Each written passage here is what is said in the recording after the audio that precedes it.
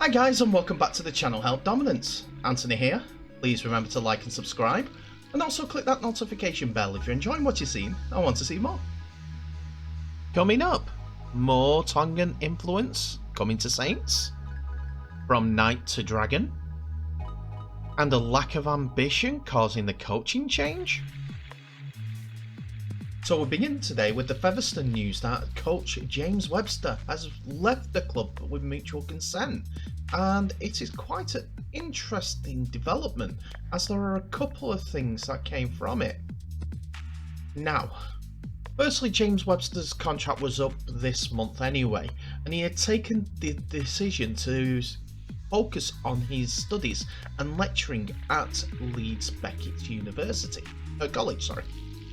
Webster Rovers chairman Mark Campbell commented, "I've been talking to James throughout the season about extending his contract, so was shocked when at the 11th hour in the season he advised me that due to personal commitments he didn't want to coach in the Super League if the club was successful in the Grand Final.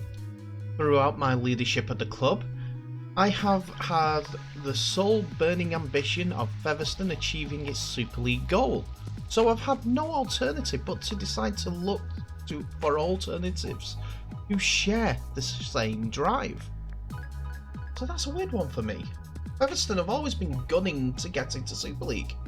It was their main aim to get into Super League so that they can prove that they deserve to be there. And to have a coach that says, "Not for me," then, whoa, where are they going? What they're doing with this coach in charge? If you're a championship club, a top championship club, which Featherstone are, admittedly, why have you got a coach that doesn't want to be in Super League when everything is geared up to go that way? The fast transition between semi-pro and pro with that playing squad, to be fair. But that astounds me. Don't get me wrong, Featherstone have been proactive in looking in for a new coach, as it's said that Brian McDermott is the front runner to be in charge of Featherstone for the 2022 season. His first job since the Toronto Wolfpack's demise. Featherstone are looking to get McDermott, who is one of the most successful coaches in Super League history, to commit and replace Webster, who guided Hull KR to the £1 million game the same year that Toronto Wolfpack were promoted into the league.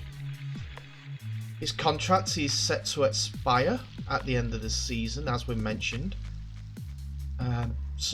Well, in the month's time, that's being James Webster. And it's weird. McDermott will take the reins and partner with former Toronto executive Martin Vickers at post office role next term. It's a considerable coup from Featherstone, who have never played in Super League despite being one of the major forces in the second tier for more than a decade. During his time at the Rhinos, McDermott has won an astonishing 4 Grand Finals as well as a World Club Challenge, and obviously 2 Challenge Cups. We're understanding that the official confirmation of Brian McDermott being put into place as Featherstone's head coach will be made sometime next week. But things always change in sports. Look at my soccer team, Baltimore, for an example. Weird. Anyway, let's see how this pans out. And Featherstone fans, do you think that's a good move for Brian McDermott to be your boss? And despite his connections to Leeds?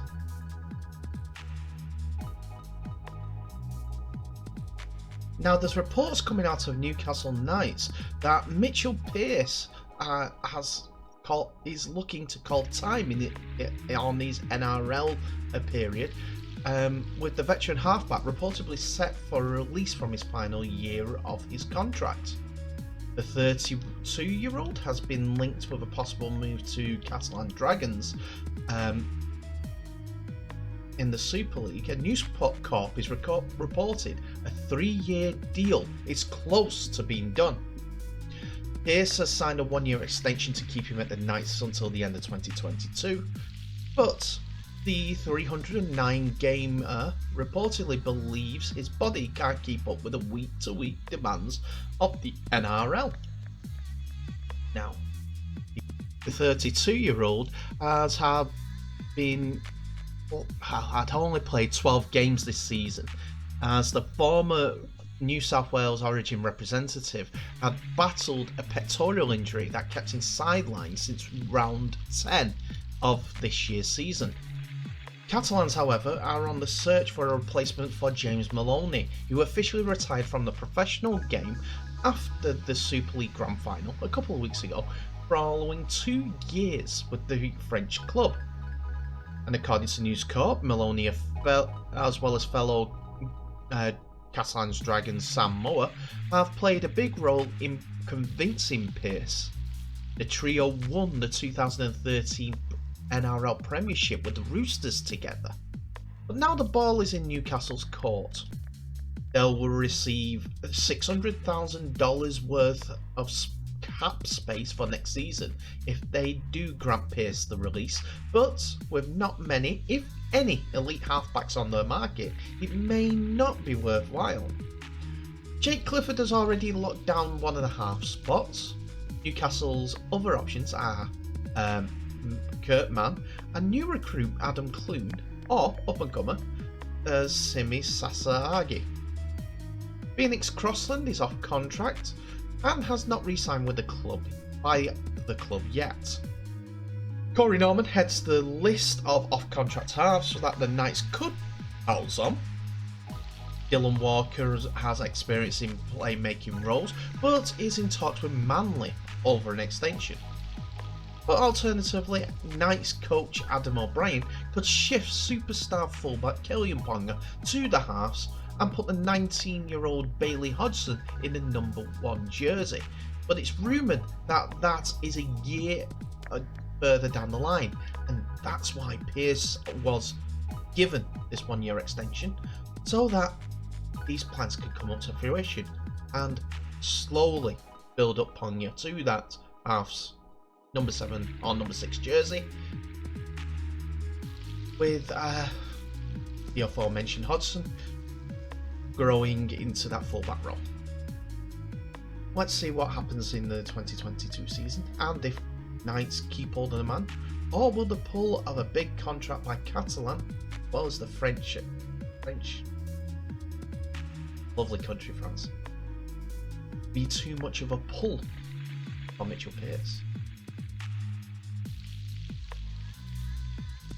Now for one of the worst kept secrets in rugby league, as it has been confirmed that St Helens have signed Tonga International centre Conrad Hurrell from Leeds Rhinos on a 1-year deal in 2022. Hurrell joined the Rhinos ahead of the 2019 season from NRL side Gold Coast Titans and was named in the Super League Dream Team in his first 2 seasons, scoring 23 times in 55 matches, and also being crowned a Challenge Cup winner in 2020. Previously, he had played 7 seasons in the NRL, having made his debut with the New Zealand Warriors in 2012. He moved to the Gold Coast in 2016 before scoring for the World All-Stars team in a win over the Indigenous All-Stars. He made a total of 116 NRL appearances, scoring 55 tries. Hurrell has also made 11 appearances for Tonga on the international stage, playing in their last 2 World Cups. He now links up with his national coach Christian Wolf once again for the 2022 season, which culminates in the World Cup. On signing for the Saints, Hurrell said, "I'm honoured to have signed with this team. The Saints have won 3 titles in a row and currently the best team in Super League. I am blessed to have this opportunity because a lot of the players and young kids want to play for this team. I'm truly grateful. I like a challenge, and I know it is going to be tough to find a spot in the squad, but it's a challenge I'm looking forward to. I'm looking forward to proving a point that I can be good enough to be in this team. I want a big pre-season because I know I need to work hard and earn the respect from the boys. The one thing I love about Super League is the fans. Hopefully the St. Helens fans are looking forward to seeing me in the St. Helens jersey, and I'm looking forward to meeting everyone. Saints coach Christian Wolf said, "Everybody knows Connie is a great character, and he has terrific ability to enjoy rugby league and make the fans feel part of the team. What I also know is that he's a terrific competitor, and I know he is not happy with what he has done in 2021. There is a number of reasons for that. People may forget he has had some family tragedy through lockdown, which made last year a really tough year for him, and that's something sometimes gets forgotten. He's a strong family man, and that does affect your footy and what you can do on the field. I've been really proud watching him get through that as well as overcoming some injuries, and I'm really happy he's joining us. I know what he is as a player and has played in some really big games for Tonga, and he's one of our best friends and best players. In the 2017 World Cup, beating New Zealand is an example. He really stood out in that game, and as he did against Great Britain and Australia in 2019. He was in the 2019 and 2020 Super League Dream Team. Coming into an environment next season, I think he will really thrive in it. We will get him at his fittest and at his best, and if we do that and he's happy, we will have a real player on our hands. He could be a real X factor for us next season, and I'm sure the fans will love him. Hurrell is not the only new signing for Saints in 2022, as he will join fellow Tonga International Will Hapaloparte, along with NRL recruits Kurt Sorinen and Joey Lussick, and former Leeds Centurions James Bell at the St. Helens Senior 2022 League.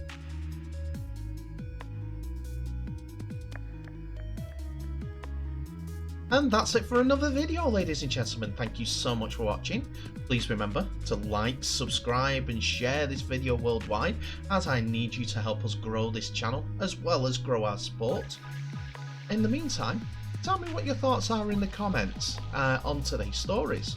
Do you think James Webster's departure is because of his lack of ambition, or just because Featherstone wanted this change, as they see a different direction may push them over the top? Or are you thinking that Mitchell Pearce will be a success in Super League if that deal goes through? Or will he stay at Newcastle, as they have got a project and his time will come to an end next year for new stars to come in and he could guide them through? And Conrad Hurrell's details on this transfer have been confirmed. 1 year deal. Is that a good deal for you Saint fans? I don't know. He's a big character and he'll be good for bringing the fans in, and it'll be good for the club. Anyway, thank you so much for watching. Please remember to share this video worldwide. Tag your friends in it so that they can watch.